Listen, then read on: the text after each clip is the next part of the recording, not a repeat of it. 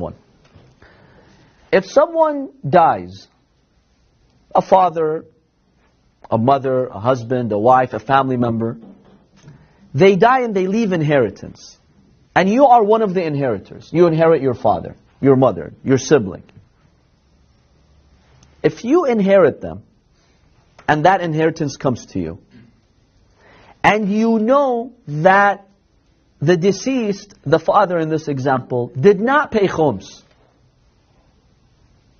do you have to pay khums on the inheritance that you receive before the inheritance becomes lawful to you, or no? Yes.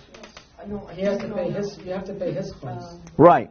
So the khums that he owed, do you have to give it to the recipients, and what remains, you take it as inheritance? Or you're like, I don't care, that was his problem.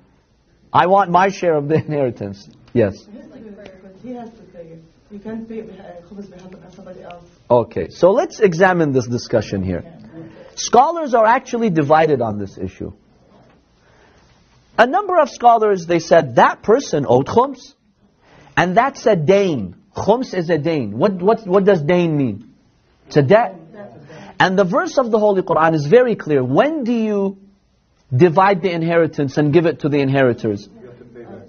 من بعد وصية يوصي بها أو دين. Right?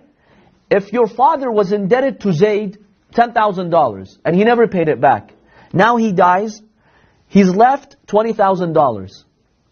10,000 is not his. You have to give it back to Zayd.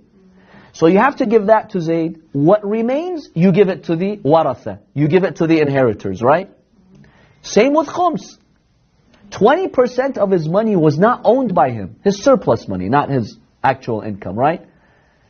He had partners with him who are the recipients of khums. So he is indebted to them. So you have to put that on the side, then take the inheritance, right? So most scholars have actually said that. If you do know that the deceased did not pay their khums, and you can try to figure out a way to estimate what their khums was, you do have to. Let's say I don't know. Do you have to investigate? You don't have to investigate. If he did not mention it in his wasiyah, in his will, he did not mention it to someone, he did not appoint someone to execute his will and financial things, you don't know, you don't have to investigate. And in fact, you can assume that any Muslim is fulfilling their obligations. But let's say you do know. You know for a fact that your father did not pay his khums, and you have an idea or you have a way of finding out roughly how much. You do have to.